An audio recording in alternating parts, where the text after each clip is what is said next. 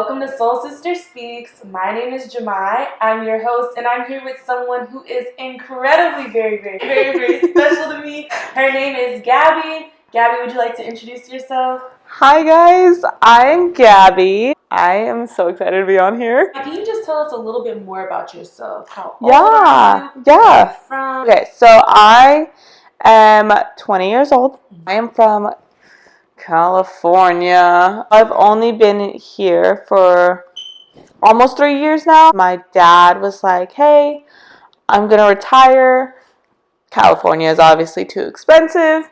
And so I am going to, we're going to pack up our stuff, move to Texas after just living in California for so long. And then once my dad said he wanted to retire, I was just like, God, if you have a plan for me to stay here, that's awesome. But I think it's time for me to go. There's a lot of memories and a lot of hurt memories in this town. I left that and I was just like, I think it's time for me to go. And my parents agreed. They're like, I think it is time for us to go.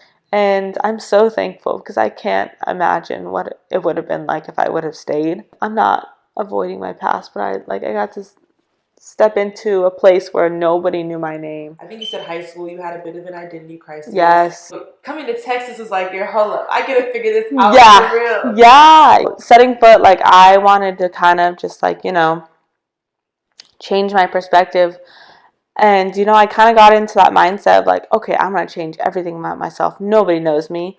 And I kind of got obsessed with that. And it became to a part where I didn't even know who I was. I just started trying to get people's attention. Why were you seeking that form of attention? Honestly, I had no idea what I was looking for. All I knew was just I want to change everything about myself. But there's a difference between wanting to change yourself with having the right mindset and having a mindset of where you completely forget about who you are, where your roots come from. Because your past, of course, doesn't shouldn't always define you, but also your past is where you grow from. Not only did I move here, I had my sister move here. So me and my sister, we're about 11 months apart. And so me and her both moved into with my other sister, and everything was going good. And then January hits. She had met someone and she started dating, and he just really wasn't treating her right. We had some struggles and we had just some arguments about it. And I was at work one night in January about 2 years ago, and she was my sister, she had called me and she was like, hey, just wanted to let you know Cassie's decided to pack up her stuff and she's leaving. And I just put the phone down, and I was just I broke. I literally broke. I literally was looking up, and I was just God, if you take her out of my life and if you let her go, I was we're done. Are you willing to share Yes. Just a little bit of how much you and your sister have been through together to help people understand why that was so significant? Yes. So there's 6 adopted in my family, and my sister and I were adopted as siblings, as a set. Mm-hmm. And a lot of times in the foster care system, they a lot of people don't want sets, they don't want, so they separate you to make you more of a chance of getting adopted. Because one kid's already enough. 2 kids on top of it, that's a lot. And so and my sister and I are 11 months apart, and we've been through some tough times, just tough ones. And I throughout everything, she has always been there for me. Always have that one sibling you attach to the most, always, who just is always there, and that was her. My parents even held her back a grade just so that we could be together. We've done everything together. And so throughout the times of growing up, when nobody wanted to be my friend, she was there. And that, I was that's cool. I have my best friend. She's my sister. That's fine. And we were so close in age that, like, it worked out for both of us. Like, so we just had that connection, and, like, we graduated together, like, went to prom together, just everything. So losing that, of just, like, everything, like, I just clung to her because at the end of the day, everybody else would leave, but she would be the only one standing there. So when I lost, like, when she decided to just leave me so quickly for someone that she had barely known, I was just like, I felt that abandonment. It was something, like, emotionally, I just, like, even just thinking about it, it just, like, I just remember how much my heart, like, my body just hurt and my head just hurt. And I could not find the words to say of just, like, how deep, like, in hurt I was during that time, because she was, like, my best friend, my sister, everything all in one, just gone like that. So yeah, it changed me. And so that's when I was just like, okay, this Gabby didn't work out, where she hid all of her emotions and, like, did all of that and hid who she was. And I was like, okay, now I'm going to change into someone, and I'm going to go find a boyfriend. And that was when I really, like, just hit that point of just, like, I need a boyfriend. Yeah. I need someone to get my mind off of things. And so, like, I was just trying to get my mind off of it. And, like, I obviously wasn't going to church now because, like I said, when I make things like statements like that of just, like, you and I aren't going to be friends anymore, I'm very stubborn, very stubborn, and I stick to that. And so I ran, and, like, I started seeking that attention in the world of just, like, just drinking to cope, and just, like, just finding my validation and trying to find someone who won't abandon me. Yeah. And I found someone, and him and I were in a relationship for almost a year, but I felt so much fear of abandonment. I felt the constant mindset of just, like, if I pushed my sister of 18 years of life, like, of us living together, to a point where she leaves, I was like, this man that I've barely been dating for almost a year, like, how far can I push him? Did you feel like you had to always prove yourself? Like, yes. I'm worthy of, Yep. Mm-hmm. Like, I'm worthy. Like, I don't deserve to be abandoned. Like, I deserve this. And I pushed him. I pushed him to his limit. And I would literally straightforward ask him, like, are you going to leave now? Are you going to leave? I was not in a place to be in a relationship. Yeah. I had no relationship with God, and he, like, the man I was dating, he was fully devoted and just, like, wanted to continue to grow in his relationship. And I was, like, not about it. And, like, that phrase of just, like, being equally yoked, I just never realized that until I started dating him, of just, like, how it really affected our decisions and our, like, mindsets of just, like, I was just full of bitterness and anger and trying not to be abandoned and trying to show my worth and, like, continue to prove my worth. Yeah. And, and he was just, like, he was trying to love me and support me in that way. And, like, also trying to show me back to God. But I was so angry and, like, had put up a huge wall between God and I. And I was just like, we're done. And through that, like, pretty much everybody got a wall. Even at my coworkers stopped inviting me places. And, like, and then, quite frankly, I understood, because, like, I just, like, was a bitter person. Did you understand at the time, or no? You understand I understand now. Now I've sat and been able to, like, especially with my relationship with God now, I was just like, God, why? Like, why do you keep taking things from me? Like, what have I done? Like, why are you, like, taking everything? And I was just like, I can't have one nice thing. I was so angry. And, I remember just laying in my bed and just being like, I was just, like, scrolling through stuff, and I got a notification. And, I like to tell this story a lot because this story is just so funny. I was laying in my bed, and I got this app notification of an app that I had stored away, and, like, the new series, like, update, you can, like, hide some apps, and I just like put that in like a little folder away. And I was just like, what the heck? And they're like, join a summer MC today. And I was just like, well, I have no friends. My coworker stopped inviting me to stuff, and I just lost like the love of my life.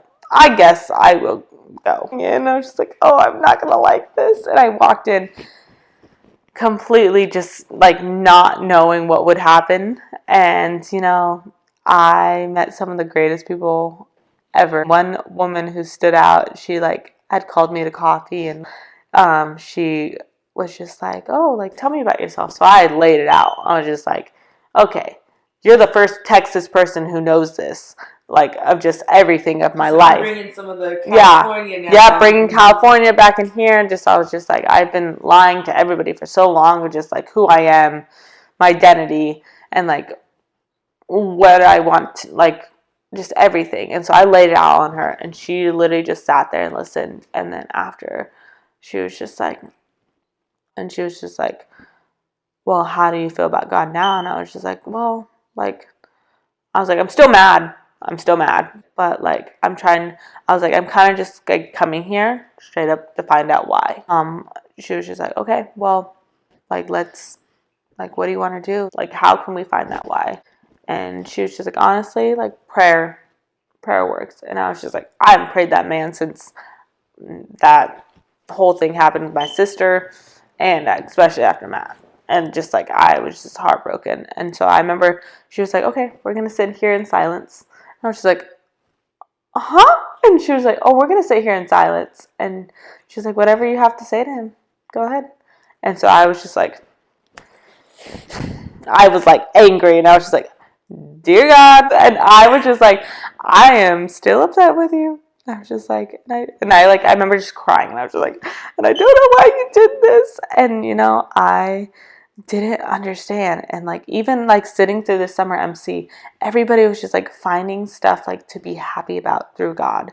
And I was just like, what? Like, how are you guys so like forgiving, so like able to know that like God is good? And I was just like, I was not about it. I was just like, I don't understand. And it didn't take until I was at I think it was like college night of worship. And it was like thousands of students there, and I remember them playing the song, and it was like, you love me as you find me. And oh my gosh, I remember just sitting there just literally just in tears, and I was just like, I don't understand why you want someone like me. I was just like, I have been so angry at you for so long. I was like, and God, I know you took everything from me, and I know you have a reason. And I was just like, I may not understand it now, but I want to. Like, and I was just like, but in your timing. I remember just being like, okay, like, I want to know. And it took me a while, because I was just like, God, like, I didn't deserve that. And I was still like, I still felt that ping of anger. And it wasn't until Abide and coming home from Abide that I was just like, and like I remember someone just telling me, they were just like, oh no, it was the lesson. There was a lesson about the prodigal son.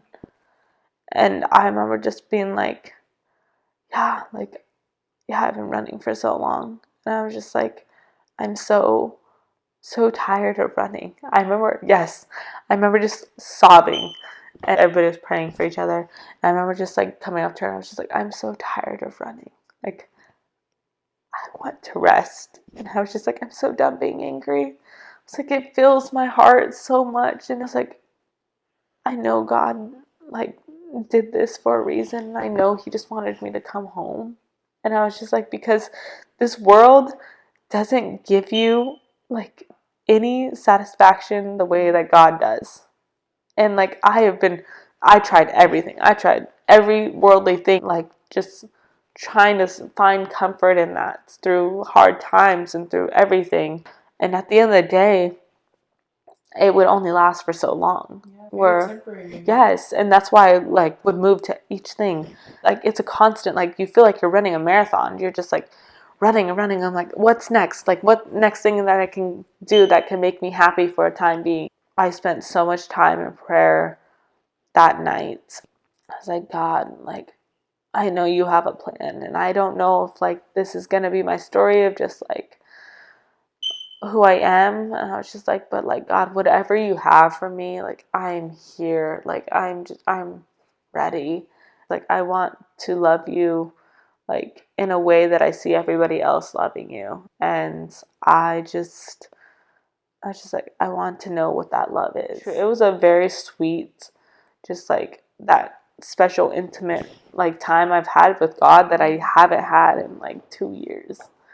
And I just was just like, I remember just God just like comforted me, like, as I left Abide. I remember just like crying on the way home, and I was just like, I don't know what it's gonna look like next. I don't know.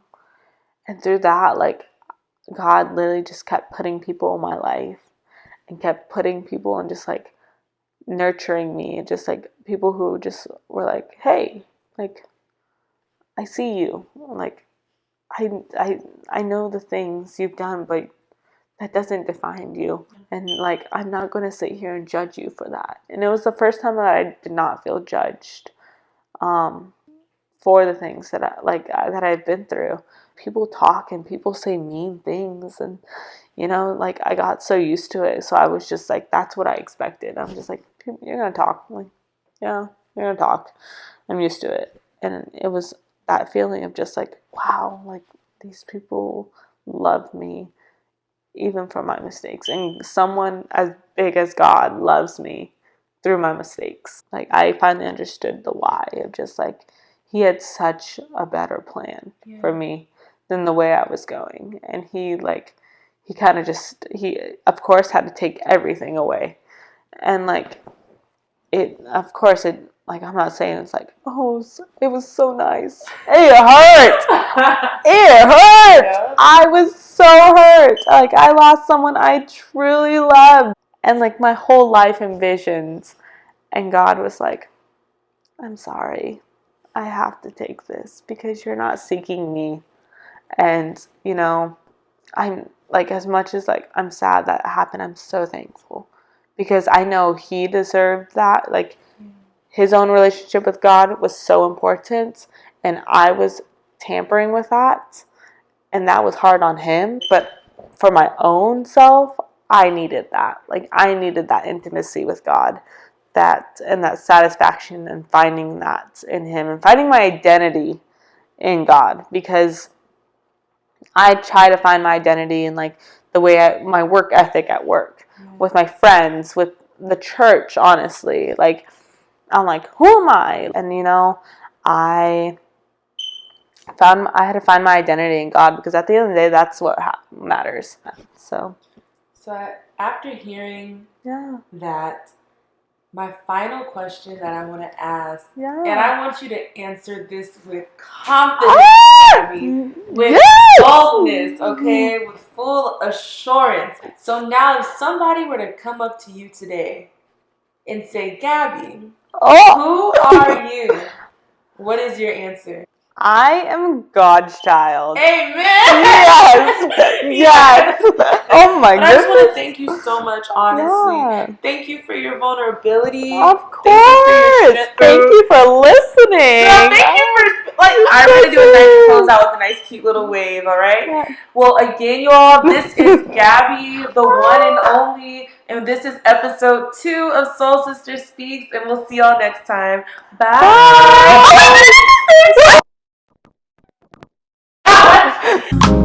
Tell about the healer. Greater is the one within, and call him as the leader. Teach her how to hold a pretty end up to the sky. Never wait upon the giver, he'll deliver like a dealer. To take her